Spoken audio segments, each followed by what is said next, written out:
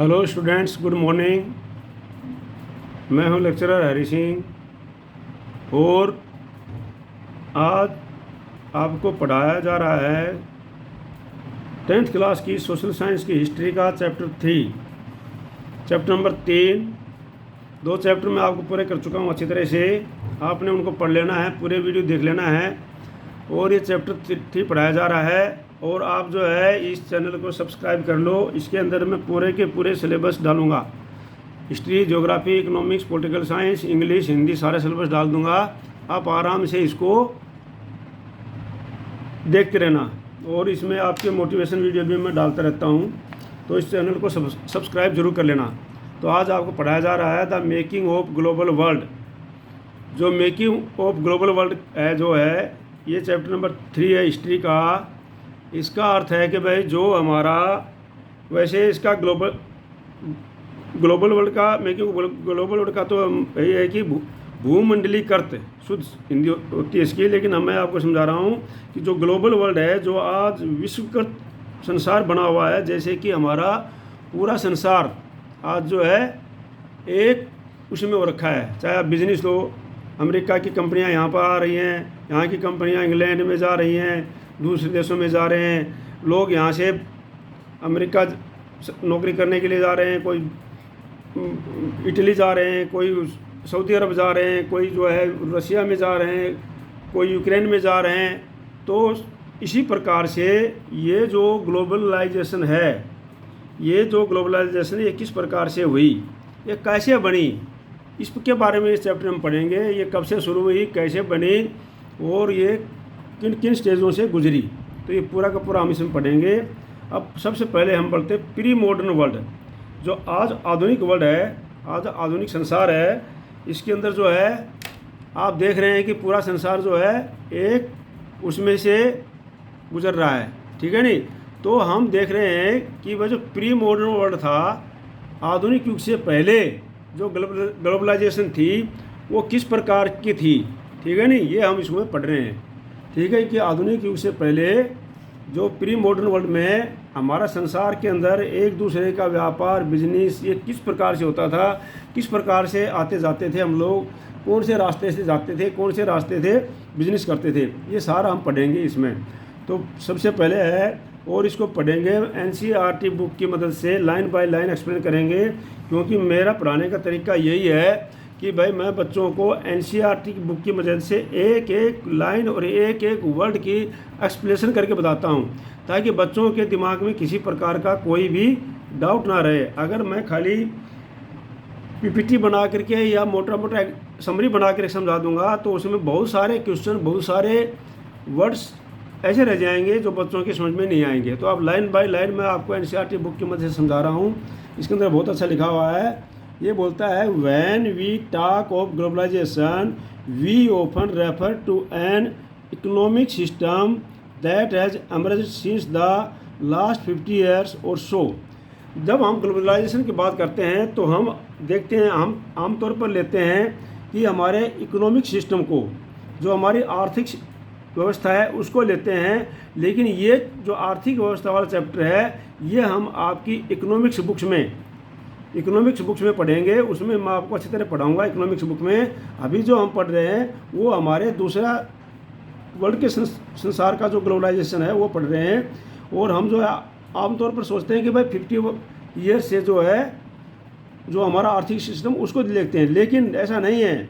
But as you will see in this chapter the making of globe world has a long history. लेकिन आप जो है ये 50 साल से ही नहीं है, आप देखेंगे इस चैप्टर के अंदर कि हमारा जो ग्लोबल मेकिंग ऑफ ग्लोबल है, हमारे संसार में एक दूसरे से जाना आना, एक दूसरे को व्यापार करना, ये बहुत पुरानी हिस्ट्री है।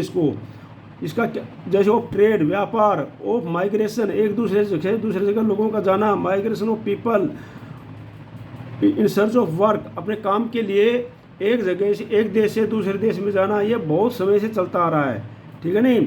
The movement of the capital, जो पैसों का आना जाना, लेना देना, धन का आना जाना, सोना चांदी का आना जाना, कैपिटल पैसों का आना जाना, ये जो है एंड मच एल्स, और उससे भी अधिक जो है ये हमारे बहुत समय से पहले से इतिहास में चलता आ रहा है। तो as we think about the dramatic and visible sign of global interconnectedness in our lives today, we need to understand the phase through which has world in which we live has emerged. तो अगर जो है हम देखते हैं भाई, हम देखते हैं कि हमारा जो एक जगह से दूसरी जगह में जाना और हमारी पूंजी पैसों का वैश्वीकरण करना, ये लंबा इतिहास है। और हम अपने जीवन में वैश्विक तरफ से जो भूमंडलीकरण है, आपसी संपर्कों के बारे में सोचते हैं, तो हमें उन युगों के बारे में जाना चाहिए जिससे गुजरते हुए हमारी दुनिया ऐसे बनी हुई है। कहने का तात्पर्य है, अगर हम इसके बारे में जानना चाहते हैं तो हमें वो सारे युग के बारे में गुजरना पड़ेगा जिनसे हमारी दुनिया इस प्रकार की बनी हुई है। ये जो हमारा ग्लोबल वर्ल्ड बना हुआ है वो किस किस प्रकार से, किन किन युगों से गुजर करके हम बने हैं, तो ये हमारा जानना बहुत ही ज़रूरी है। ठीक है नहीं, अगर हम इसके बारे में जानना चाहते हैं तो। अगला है, आगे है, all through history human societies have become steadily more interlinked. जो पूरा इतिहास के अंदर जो मानव समाज है वो एक दूसरे से बहुत ज़्यादा नज़दीक आते गए हैं, बहुत इंटरलिंक्ड होते गए पूरे इतिहास में। From ancient time travellers, traders, पेरिस्ट and pilgrims traveled vast distance for knowledge, opportunity and spiritual fulfillment or to escape persecution। तो बोलता है कि फ्रॉम एंशियंट टाइम, प्राचीन समय से ही क्या है, जो ट्रेवलर्स हैं या और व्यापारी हैं और पुजारी हैं, प्रेस्ट पुजारी हैं और पिलग्रिम यात्री हैं, ये ट्रेवल करते आए हुए हैं बहुत लंबा डिस्टेंस, वास्ट डिस्टेंस, बहुत लंबा डिस्टेंस, बहुत दूरी की यात्रा करते आए हैं। किसके लिए? अपने नॉलेज इकट्ठा करने के लिए, ज्ञान लेने के लिए, अपॉर्चुनिटी लेने के लिए, अवसर प्रदान करने के लिए, स्पिरिचुअल फुलफिलमेंट करने के लिए, अपने जो स्पिरिचुअल धार्मिक जो इच्छाएं उनको पूर्ति करने के लिए, और टू एस्केप प्रिस्क्रिप्शन, और जो यातनाएं हैं, पीड़ाएं हैं, उत्पीड़न हैं, उनसे बचने के लिए ये सभी जगह यात्रा करते हुए आए, बहुत लॉन्ग डिस्टेंस की। तो आपको अच्छी तरह समझ में आ गया होगा भाई, जो ट्रेवलर हैं, ट्रेडर हैं, पेरिस्ट हैं, पिलग्रिम हैं, ये सारे के सारे लंबी दूरी की यात्रा करते हुए आए हैं नॉलेज हासिल करने के लिए, अपॉर्चुनिटी हासिल करने के लिए, स्पिरिचुअल फुलफिलमेंट के लिए, और एस्केप प्रिस्क्रिप्शन, जो यात्राएं दी जाती थी उनको एक देश में, तो उनसे बचने के लिए दूसरे देश में वो चले जाते थे। ठीक है नहीं। अब आगे है, they carried goods, money, value, skill, ideas, invention and even germs and disease. अब जब वो यात्रा करते थे एक दूसरी जगह में, तो वो क्या अपने साथ में लेके जाते थे? वो अपने साथ में लेकर के जाते थे, अपने साथ में गुड्स, वस्तुएं, सामान लेके जाते थे, धन, मनी, पैसे लेके जाते थे, वैल्यूज़, वहाँ के वैल्यूज़, सिद्धांत, इथिक्स, वैल्यूज़ जो लेके जाते थे, स्किल, अपना कौशल लेके जाते थे, आइडिया लेके जाते थे, अपने अपने विचार उस जगह में लेके जाते थे, इन्वेंशन, अपनी अपनी खोज लेके जाते थे, वहाँ पर खोज करते थे, and even germs and disease. तो कहने का तात्पर्य है कि जब यह यात्रा करने के लिए ये लोग जाते थे एक स्थान से दूसरे स्थान में, तो वहाँ पर जो पैसा साथ में लेके जाते थे उसको वहाँ खर्च करते थे, वहाँ की वैल्यूज़, जो नीतियाँ, उनकी सिद्धांत वो जो दी गई हैं, वो जो वहाँ की वैल्यूज़ थी वो उनको वहाँ पर लेकर के जाते थे। ठीक है नहीं।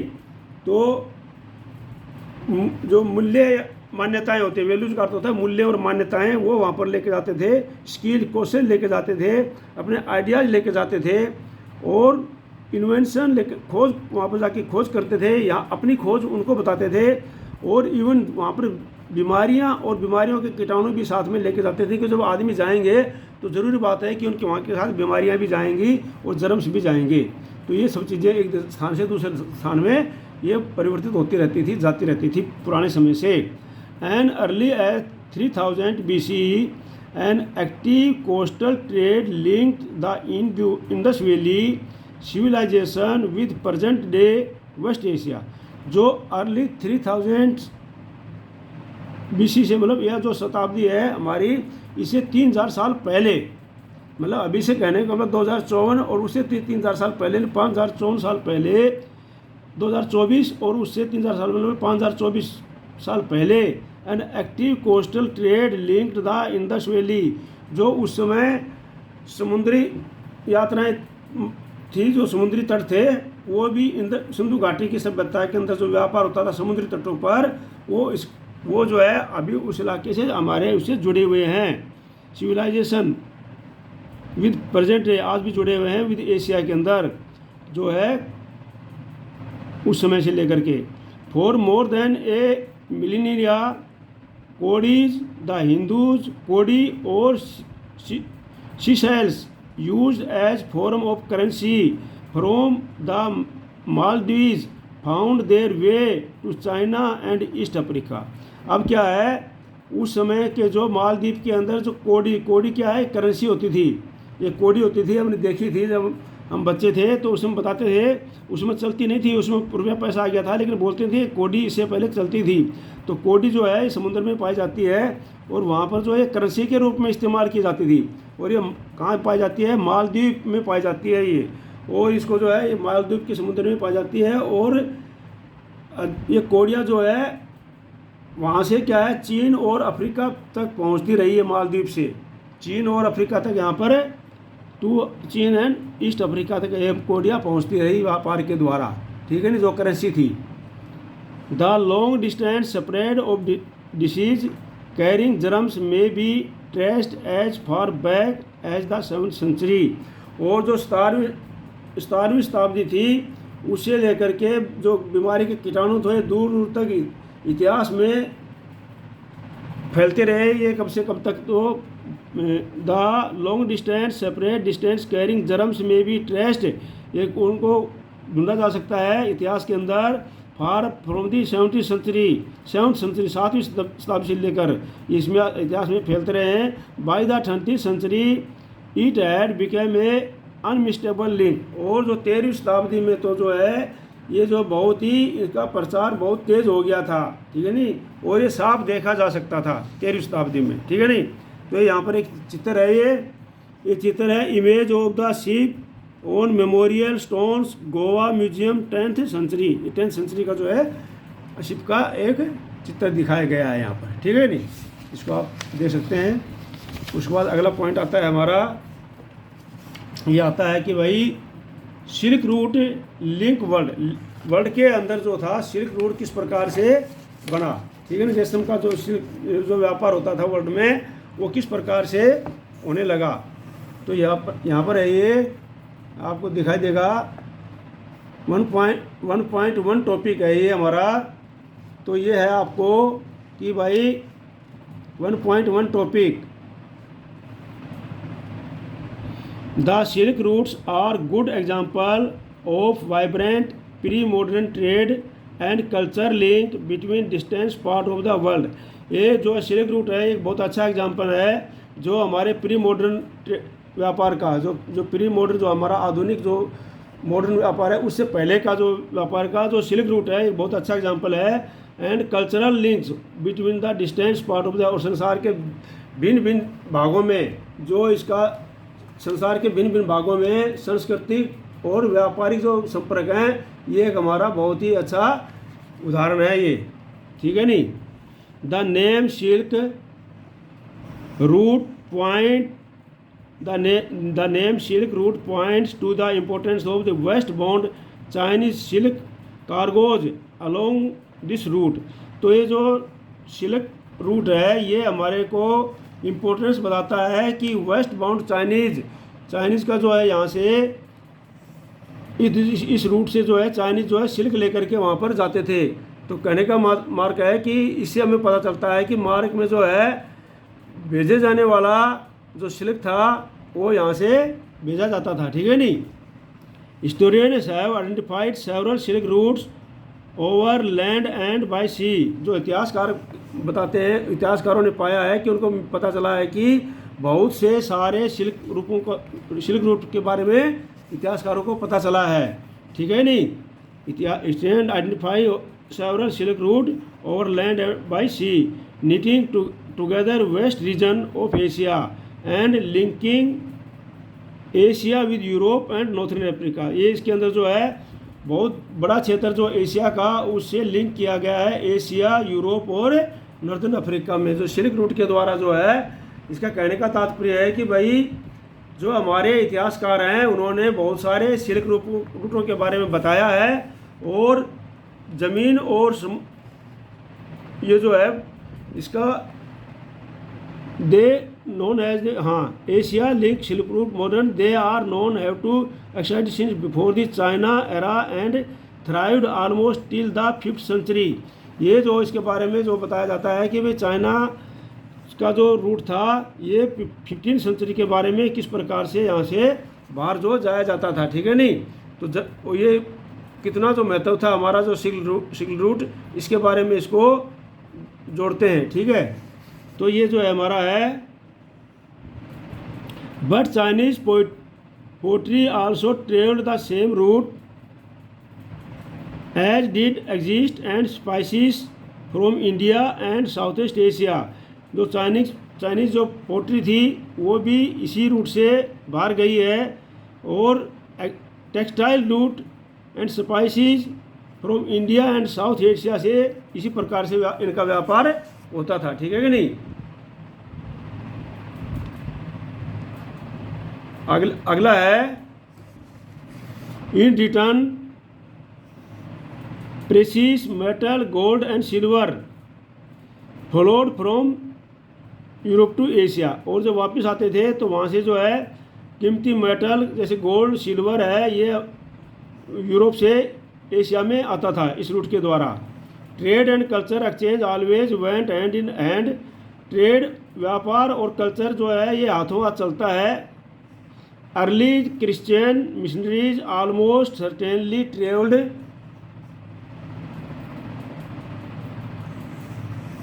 तो मैं आपको बता रहा था ट्रेड और culture exchange always went and hand in hand. जो ट्रेड और कल्चर है ये आमतौर पर एक साथ चलता है। Early Christian missionaries almost certainly travelled this route to Asia as did early Muslim preachers a few centuries letter.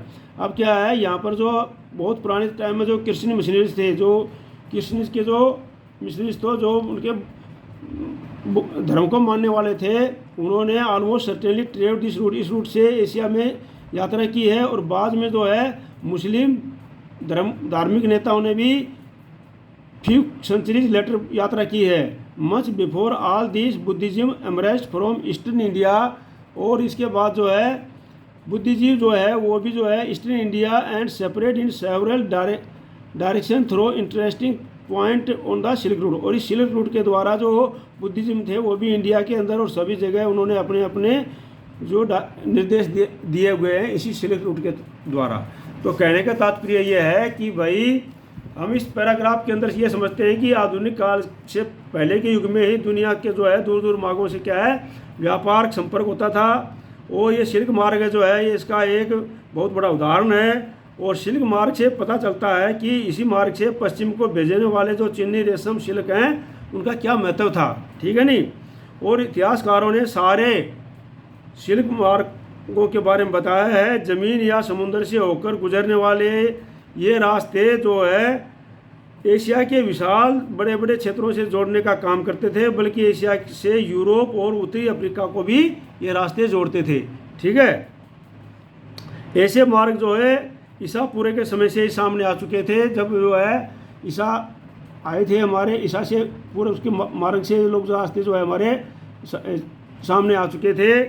और इनके रास्ते पोइट्री और इस रास्ते दक्षिण एशिया के कपड़े और मसाले जो दुनिया के रास्तों में पहुंचते थे, सोने चांदी की कीमतें भी इन रास्तों से पहुंचती थी। तो ये सारा का सारा ट्रेवल होता था इन्हीं रास्तों के द्वारा, जो सिल्क रूट के द्वारा ये सारा ट्रेवल होता था, ठीक है नहीं। अब आगे आता है हमारा food travel spaghetti and potato. Food जो हमारा भोजन है वो कहाँ से किस प्रकार से उसने वो पहुँचा एक जगह से दूसरे स्थान पर, और शकपति और पोटाटो जो है ये किस प्रकार से एक स्थान से दूसरे स्थान पर पहुँचे, इसके बारे में आपको अभी बता रहा हूँ मैं आपको, ठीक है ना। ध्यान रखना। Food offers money example of long distance culture exchange. जो बहुत सारे उदाहरण हैं जो कि फूड को जो है बहुत सारे उदाहरण हैं जो कि बहुत सारे लंबा डिस्टेंस करके ये पहुंचा गया है एक स्थान से दूसरे स्थान पर, क्योंकि जब यात्री जाएंगे तो अपने साथ में भोजन वहाँ भी लेके जाएंगे, और ये भोजन के बनाना जो खाना ये एक स्थान से दूसरे स्थान पर इस प्रकार से पहुंचा है। Traders and travellers introduce new crops to the land by travelled. तो भाई जो है ट्रेडर जो व्यापारी थे और यात्री थे वो अपने साथ में क्या लेकर गए, नई नई फसलें लेकर गए। किस प्रकार से नई नई फसलें लेकर गए, या तो वहाँ से वो अनाज लेकर गए होंगे व्यापार करने के लिए, तो वहाँ पर उगाया जाता होगा, या उनके साथ में जो अनाज कुछ वो खाने पीने के लिए ले जाते होंगे वो उनके साथ में चला गया होगा और वहाँ पर दूसरे देश के अंदर गिर गया होगा और वहाँ पर बीज के रूप में उगा होगा, और इस प्रकार से वो नई फसल के रूप में भी उनका व्यापार मतलब एक जगह से दूसरी जगह वो चले गए। Even ready food step in distant part of the world might share common origin. यहाँ तक कि जो रेडी फूड स्टैप है जिसको हम बोलते हैं कि आजकल जो है बना बनाया जो खाना आता है, ठीक है नहीं, उसको भी जो है एक जगह से दूसरी जगह में पहुँचा है। जिसका उदाहरण है take spaghetti and noodles. Spaghetti और नूडल आप देख रहे हो। It believed that noodles travelled west from China to become spaghetti. अब जो है ये जो है नूडल्स जो है यहाँ से चाइना से वेस्ट में गए और वहाँ पर जाकर के स्पागेटी के रूप में बन गए। तो ये भी हम ऐसे ट्रेड किया है। और perhaps Arab traders to pasta to 5th century Sicily and island now in Italy. और जो है ऐसा भी विश्वास किया जाता है कि अरब जो लोग हैं वो जो अपने साथ में पास्ता को लेकर गए जो अभी सिसिली और आइलैंड इटली के अंदर अभी है वहाँ पर, ठीक है नहीं। Similar food were also known in India and Japan. इसी प्रकार से फूड इंडिया और जापान के अंदर भी पहुँचा जाना गया है। जो ट्रूथ अबाउट देयर ओरिजिन में नेवर बी नोन। जो हमारा भोजन है ये हो सकता है कभी हमारे जो है इंडिया और जापान का भोजन है वो कभी हमारे लोगों को पता ही नहीं होता होगा जो कि हमारे पास में बाहर से आया है। Yet such gas work suggest the possibility of long distance cultural contact even the pre modern world. इस प्रकार से एक अनुमान लगाया जाता है कि संभावना है कि ये कल्चर जो है एक जगह से दूसरी जगह में मॉडर्न वर्ल्ड से पहले भी, आधुनिक युग से पहले भी इसी प्रकार से यात्रा करते हुए पहुंचा है। तो हमारा जो संसार है वो मॉडर्न वर्ल्ड है, उससे पहले भी हम जो है किस प्रकार से ग्लोबलाइजेशन होता था ये हम इस चैप्टर में पढ़ रहे हैं। Many of our common foods such as potatoes, soya, groundnut, maize, tomato, chillies, sweet potato and so on were not known to our ancestors until about the 5 centuries ago। इसमें कहने का तात्पर्य है कि भाई आज से 500 साल पहले हमारे पूर्वज इन चीज़ों के बारे में जानते भी नहीं थे। कौन कौन सी चीज़ें जो कॉमन फूड आज है, जैसे सोया है, ग्राउंडनट है, मेजे है, टोमेटो है, चिल्ली है, स्वीट पोटैटो है एंड बहुत सारे जो भोजन हैं इनके बारे में हमारे पूर्वज आज से 500 साल पहले जो पूर्वज थे उन्होंने कभी ये देखा भी नहीं था और ना ये जानते थे, ठीक है नहीं। These foods were only introduced in Europe and Asia after Christopher Columbus accidentally discovered the vast continent that would later became known as America। ये जो फूड थे उस समय ये केवल कहाँ से जाते थे, introduced in Europe and Asia. ये कब आए हैं यूरोप एशिया में, जब जो है आफ्टर क्रिस्टोफर कोलंबस ने एक्सीडेंटली जो है अचानक जो है उसको अमेरिका की खोज मिल गई थी, क्योंकि ये सारे फूड जो है अमेरिका में हुआ करते थे। और उसके बाद में जब क्रिस्टोफर कोलंबस ने अमेरिका को खोजा उस समय से ये फूड सारे के सारे यूरोप के अंदर आए हैं, उससे पहले ये यूरोप में नहीं होते थे। एर वी विल सी अमेरिका, यहाँ पर अभी हम देखते हैं एर वी विल सी अमेरिका, यहाँ पर हम देखते हैं कि अमेरिका तो डिस्क्राइब नॉर्थ अमेरिका, अमेरिका का मतलब, और साउथ अमेरिका। जब अमेरिका हम बताते हैं तो उसका मतलब है नॉर्थ अमेरिका और साउथ अमेरिका, ये सारा उसके अंदर मैप में आ जाते हैं। यहाँ पर मैप नहीं दिया आपकी बुक, हाँ ये मैप दिया हुआ है आपकी बुक में, तो इसके अंदर आप देखेंगे कि जो सारा का सारा जो है ये map of the colonies Africa, ये अफ्रीका का मैप है, ये उसका नहीं है। और मैं फिर कभी आपको एक मैप का वीडियो बना करके भेज दूंगा और ये मैप दिया हुआ है इसके अंदर बुक में लास्ट में। The trade routes the linked India to world at the end of the 17th century. ये जो रूट है, ये जो समुद्र के अंदर से जो रूट है, ये सारा का सारा जो रूट है, ये उस समय सिल्क रूट था। ये कब था है? And of the 17th century तक ये रूट था, सिल्क रूट उस समय, ठीक है नहीं। तो ये उस समय का सिल्क रूट था। तो अब बात लंबा चैप्टर है, हम इसको पढ़ लेते हैं, बाद में इसको आपको मैप के बारे में मैं अच्छी तरह आपको करा दूंगा, ठीक है। तो हाँ, तो in fact many of our common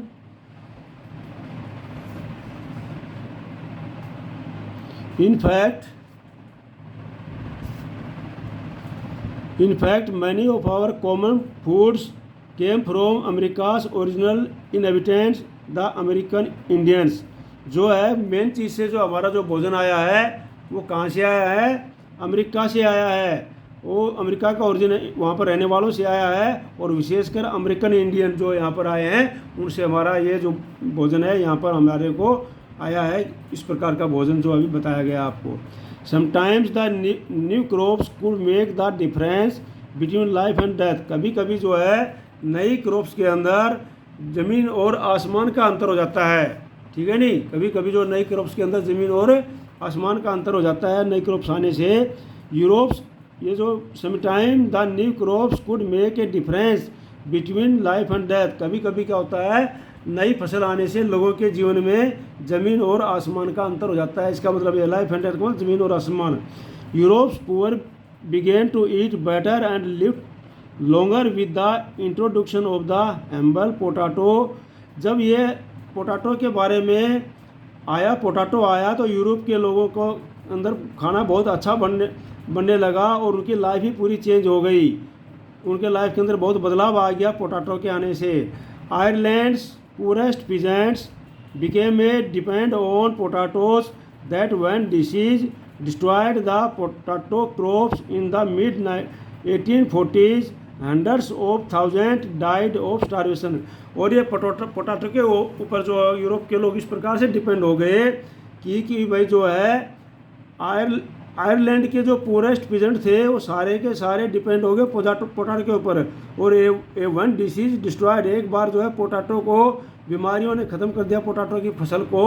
तो उस समय जो है लाखों लोग 1840 दशक में है ये, 100,000 में लाखों लोग जो है ये भूख से मर गए, स्टार के मतलब भूख से मर गए।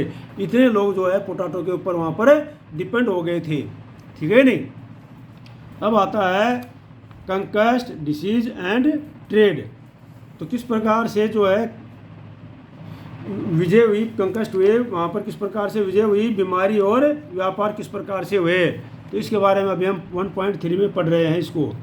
The pre modern world shrunk greatly in the 16th century after Europe sailors found a sea route to Asia and also successfully cross the western ocean to America. जो हमारा 16वीं शताब्दी है, 16th सेंचुरी है, यूरोपीय जहाज़ों ने एशिया तक समुद्री रास्ता तक उसको ढूंढ लिया था, ठीक है नहीं। तो जो है the pre modern world shrank greatly the 16th century, ढूंढा गया। यूरोपियन सेलर, जो यूरोपियन जहाज़ थे, यूरोपियन सेलर थे, उन्होंने इसको ढूंढ लिया फाउंड ए सी रूट के द्वारा एशिया में, and also successfully cross the western ocean to America. और वो जो है सक्सेसफुली जो है अमेरिका तक जाकर के, अमेरिका सागर के पश्चिम सागर तक उसको वेस्टर्न कोस्ट अमेरिका तक जाकर के पहुंच गई थी वहाँ पर, ठीक है नहीं। 4 centuries before the Indian Ocean had known a bustling trade with goods, people, knowledge, custom etcetera crisscross its water. तो कई सेंचुरियों तक जो है जो इंडियन ओशियन के अंदर कई सदियों तक जो व्यापार जो है वस्तुओं का, लोगों का, नॉलेज, ज्ञान का आदान प्रदान का, रीति रिवाजों का आदान प्रदान का, और क्राइस कोर्स ये होता रहा पानी के जरिए, ठीक है नहीं। The Indian subcontinent was central to this flow and crucial point in their network. जो भारतीय जो था ये नेटवर्क था, उपमहाद्वीप जो भारतीय उपमहाद्वीप था वो जो है इसके रास्ते का अहम बिंदु बन गया, सेंट्रल पॉइंट बन गया इस रास्ते का। तो भारतीय उपमहाद्वीप जो है इस रास्ते का क्या बन गया, क्रूशियल पॉइंट, अहम बिंदु बन गया इन देयर नेटवर्क, उस नेटवर्क का, ठीक है नहीं, सेंट्रल पॉइंट बन गया था। Entry of the Europe helped expand और redirect some of this flows towards Europe. और जो यूरोपियन की जो एंट्री हुई वहाँ पर आवाजाही हुई, उससे आवाजाही बढ़ने लगी और उनकी दिशा की तरफ से उनको जो है क्या होने लग गया कि भाई उनकी आवाजाही बढ़ने लगे यूरोप। हाँ, the entry of the Europe helped expand, उन्होंने मदद की एक्सपेंड में और redirect some of these follows toward the Europe, Europe की तरफ से उनको इसके अंदर मदद की बढ़ने में। बिफोर इस discovery America had been cut off from regular contact, जो अमेरिका जो है फ्रॉम है इस अमेरिका की जो अपनी खोज होने तक जो अमेरिका जो है पूरे संसार से एक कटा हुआ था with the rest of world for million of years, जो मिलियन ऑफ ईयर्स जो है कई सालों तक लाखों साल तक जो है अमेरिका जो है दुनिया के संपर्क में नहीं था, ठीक है नहीं। Before the history America had been cut off हो रखा था, रेगुलर कंटैक्ट उसका नहीं हो रखा था the rest of euro world से फॉर मिलियन ऑफ ईयर्स, कई सालों तक, ठीक है नहीं, कि लाखों सालों तक जो है ये यूरोप से बिल्कुल ही कट हो रखा था और उसके साथ मिला नहीं था। But from the 16th century its vast land and abundant crops and mineral began to transform trade and lives everywhere। लेकिन जो 16th सेंचुरी से इसके बहुत बड़े क्षेत्र से और फसलें और मिनरल्स यहाँ से जो है और ट्रांसफॉर्म जो और ट्रेड जो है यहाँ से बहुत जगह पर होने लग गया अमेरिका से, ठीक है नहीं। कहने का तात्पर्य यह है कि पहले जो है अमेरिका सबसे कटा हुआ था, लेकिन बाद में जो है अमेरिका से सब जगह व्यापार होने लग गया अच्छी तरह से, ठीक है नहीं। Precious metal particularly silver from the mines located in present, जो आजकल जो है सिल्वर है और उनकी जो माइंस हैं जो आजकल लोकेटेड हैं present day Peru and Mexico also enhanced Europe's wealth and financed it's trade with Asia. अब जो है इनका जो है इसके अंदर से लिंक बढ़ गया और ख़ासकर पेरू और मेक्सिको के अंदर जो है क्या बढ़ रही थी, सिल्वर वहाँ से मिलता था। ये जो है उसने जो है यूरोप को और ख़ासकर ये फाइनेंशियल एशिया को बहुत ही इसका व्यापार करके बहुत ही धनी बना दिया गया, ठीक है नहीं। इसका कहने का तात्पर्य ये है कि भाई जो है आजकल के जो पेरू और मेक्सिको में जो खाने निकल रहे वाली कीमती धातुएं, ख़ास तौर से चांदी, यूरोप की जो उसको यूरोप को रिच बनाया और उसने पश्चिम एशिया के साथ में होने वाले उसके व्यापार को भी क्या किया, स्पीड दी, ठीक है नहीं। उसने व्यापार को भी क्या किया, speed the.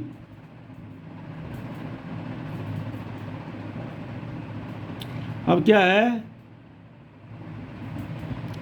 Legend spread in the 17th century Europe about South Africa fabled wealth, जो 17वीं शताब्दी के अंदर जो थी ये क्या है, legend spread in 17th century Europe about South Africa fabled with wealth. और क्या है, ये जो 17वीं सेंचुरी के अंदर जो यूरोप के अंदर जो लीजेंड फैला उसके क्या है, साउथ अफ्रीका के अंदर उससे क्या है, उसमें वो धनी बन गए, ठीक है नहीं। Many expedition set off in the search of E.I. Dorado the fable city of gold. और इसके लिए उन्होंने जो है बहुत सारा पैसा खर्च किया, किसके लिए, एक्सपेंडिशन के लिए खर्च किया उन्होंने, किस करके के एक सर्च ऑफ E.I. डुआर्डो सिटी थी, फेबल सिटी गोल्ड की, उसको खर्च करने के लिए एक्सपेंडिशन पर उस पर बहुत ज़्यादा खर्च किया गया, ठीक है नहीं। The Portuguese and Spanish conquest and colonization of America was decisively underway by the mid 16th century। जो पोर्तुगीज थे और स्पेनिश थे उन्होंने जो है conquest colonisation of America, America की कॉलोनीज के ऊपर उन्होंने विजय प्राप्त कर ली। Was decisively under way by the mid 16th century, और ये हुआ मिड 16th सेंचुरी में, क्योंकि जो है 16वीं सदी के मध्य तक आते आते क्या है, पुर्तगाली और स्पेनिश सेनाओं ने जो है क्या हो गया था, 16वीं शताब्दी तक आते आते पुर्तगाली और स्पेनिश सेनाओं का जो है विजय अभियान जो है वो शुरू हो गया था वहाँ पर, ठीक है नहीं। ये सेना उन्होंने क्या है अमेरिका को अब क्या किया उन्होंने जो है European conquest was not just a result of superior fire power, लेकिन क्या था कि जो यूरोपियन जो विजय प्राप्त हो रही थी, यूरोपियन से जो अमेरिका के ऊपर जो विजय प्राप्त हो रही थी वो उनकी ताकत के द्वारा नहीं हो रही थी, केवल उनकी ताकत के द्वारा नहीं हो रही थी, बल्कि किस कारण से हो रही थी। In fact the most powerful weapon of the Spanish conquerors was not a conventional military weapon at all. यहाँ तक कि जो है सबसे पावरफुल वेपन था स्पेनिश का विजय प्राप्त करने का, वो उनका कोई मिलिट्री जो पावरफुल वेपन नहीं था, मिलिट्री का कोई ऐसा हथियार नहीं थे जिनसे कि वो विजय प्राप्त कर सकते थे, बल्कि क्या था, it was the germs such as the अबू those smallpox that they carried on their person. अब सबसे जो पावरफुल ताकतवर हथियार जो उनका था स्पेनिश का, उसके ऊपर अमेरिका के ऊपर विजय प्राप्त करने का कारण क्या था कि वो जो है वहाँ पर जो सैनिक गए थे वो अपने साथ में क्या लेकर गए थे, स्मॉल पॉक्स लेकर गए थे। क्या लेकर गए थे?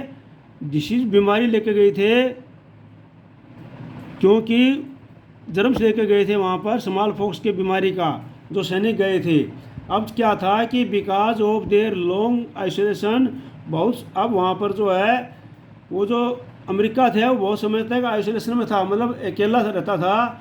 तो American original inhabitant had no immunity against this disease that came from Europe. America के जो ओरिजिनल थे रहने वाले, उनको इनके बारे में बीमारियों से लड़ने की कोई क्षमता नहीं थी। वहाँ पर उनके अंदर नो इम्यूनिटी थी, क्षमता नहीं थी इन बीमारियों से लड़ने की। और जो ये यूरोपियन सैनिक गए थे इनको पास बीमारियों से लड़ने की क्षमता भी थी और इनके पास ट्रीटमेंट मेडिसिन भी था, ठीक है नहीं। इसलिए क्या हुआ, जब ये सैनिक वहाँ पर गए तो ये स्मॉल पॉक्स फैल गया वहाँ पर, हजारों लाखों की संख्या में वहाँ पर जो है लोग मारे गए, ठीक है नहीं, क्योंकि वहाँ पर लोगों के पास में क्या इसकी क्षमता नहीं थी। स्मॉल पॉक्स इन पार्टिकुलर प्रूव्ड ए डेडली किलर, खास हिस्से में तो स्मॉल पॉक्स जो है ये बहुत ही डेडली किलर बन गया, खतरनाक मारने वाला बन गया, क्योंकि ये जो स्मॉल पॉक्स से लोग मर जाते थे, ठीक है नहीं। Once introduce it separate deep into the continent ahead even of any European reaching there. अब जो है ये इसका ये हाल हो गया जैसे अभी कोरोना का हो गया था। जब ये सैनिकों के साथ में वहाँ पर गया तो वहाँ पर जो फैलने लग गया और इतना गहराई में फैल गया उस द्वीप में कि यूरोपियन जब वहाँ पर पहुँचे तो बहुत गहराई में फैल गया वो। It killed and decimated whole community, इसने पूरी कम्युनिटी को मार दिया for paving the way of conquerors, और वहाँ पर विजय प्राप्त करने के लिए। तो कहने का तात्पर्य है जो यूरोप से सैनिक गए थे उनके पास कोई ऐसा हथियार नहीं था जिससे वो विजय प्राप्त कर लेते, बल्कि सबसे बड़ा हथियार क्या था उनका सबसे बड़ा हथियार था स्मॉल पॉक्स बीमारी, ठीक है नहीं, ईल्स और जर्म्स। तो एक क्वेश्चन में आ जाता है कि कौन सा हथियार सबसे बड़ा था, तो उसमें आप लिखेंगे स्मॉल पॉक्स, ठीक है नहीं। अब बोलता है गन्स कुड बी बॉट और captured and turned against invader. अब बोलता है तो घुसपैठिए होते हैं, जैसे ये घुसपैठ करके गए थे तो गन को तो कैप्चर किया जा सकता है और उनको वापस भी किया जाता है, मोड़ा भी किया जा सकता है, उनका जवाब भी दिया जा सकता है, but not disease such a smallpox to which the conquer were mostly immune. लेकिन जो स्मॉल पॉक्स की बीमारी थी इससे क्या है, जो कंकर जो विजय प्राप्त करने वाले थे जो यूरोप से गए थे उनके अंदर इसकी इम्यून थी, इसकी क्षमता थी लड़ने की इनकी, और अमेरिका के लोगों के अंदर इसकी क्षमता नहीं थी, ठीक है नहीं। Until the 17th century poverty and hunger were common in Europe. Common के अंदर जो है यूरोप के अंदर 27वीं तक क्या था कि उनके अंदर गरीबी और हैंगर, पॉवर्टी और हैंगर, गरीबी एक साथ चलता था, ये चीज़ें वहाँ पर थी। Cities were crowded and deadly disease were widespread. Cities were जो थी जो क्या है वो बहुत भीड़ भड़ाका वाली हो गई थी वहाँ पर, और डिसीज बुरी तरह से फैल गई थी। Religious conflict were common and religious dissentient were persecuted. जो रिलीजियस जो धार्मिक मत थे वो भी क्या थे, कॉमन थे, आपस में जो है एक दूसरे के धार्मिक मतों में भी मतभेद आ रखा था। और रिलीजियस डिसेंटर्स वर परसिक्यूटेड, और रिलीजियस जो डिसेंटर थे वो उनको मानने से मना करते थे, ठीक है नहीं। डिसेंटर होते हैं one who refuse to accept establish belief and practices, जो है दूसरे के उसके विचारों में जो विश्वास नहीं करते हैं उनको डिसेंटर्स बोलते हैं, ठीक है नहीं। Thousands therefore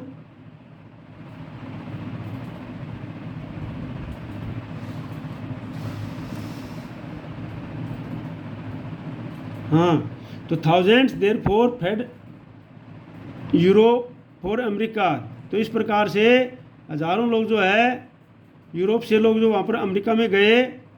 air by the 18th century plantation worked by the slaves captured in Africa were growing cotton and sugar for European market. अब जो है यहाँ से बहुत सारे लोग जो है हज़ारों की संख्या में जो लोग जो है यूरोप में चले गए और वहाँ पर जो है किसको लेके गए, उन स्लेब्स को लेके गए, दास को भी लेके गए 18th सेंचुरी में वहाँ पर प्लांटेशन उगाने के लिए, क्योंकि लोग वहाँ पर खेती करने लगे और वहाँ से अनाज उगाने लगे ताकि यूरोप को भोजन को पूर्ति हो सके।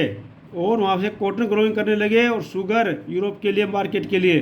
तो इस प्रकार से ये लोग जो वहाँ पर जो दास थे अफ्रीका के, यूरोप फॉर अमेरिका है the 18th century plantation worked by slave, जो कैप्चर किए हुए स्लेव होते थे उनसे जो प्लांटेशन वर्क कराया जाता था वो भी उनको वहाँ पर लेकर के गए। और तो until well into the 18th century China and India were among the world's richest country. जो 18th सेंचुरी के अंदर जो है में जो है until well in the 18th century, until century में जो 18वीं शताब्दी में चाइना और इंडिया जो है ये वर्ल्ड के सबसे रिच कंट्री थे। आज जो है ये जो यूरोप है ये तो बहुत गरीब कंट्री होते थे यूरोप के अंदर।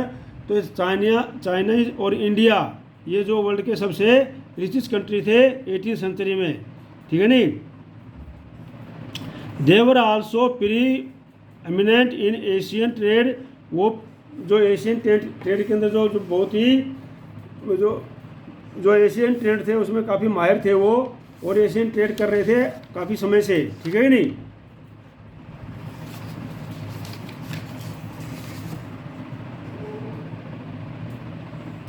However, from the 15th century, China is said to have restricted overseas contact and reacted into isolation। हालांकि जो है 15th सेंचुरी के अंदर जो क्या हुआ, चाइना ने जो है अपना दूसरी जगह से व्यापार करना और जाने के लिए रेस्ट्रिक्टेड लगा दिया, मतलब उन्होंने रेस्ट्रिक्शन लगा दिया, वहाँ पर जाना बंद कर दिया गया और वो जो है आइसोलेशन में चले गए और वो अकेला चाइना के अंदर ही, देश के अंदर ही जो कुछ करने लगे और आइसोलेशन में हो गया।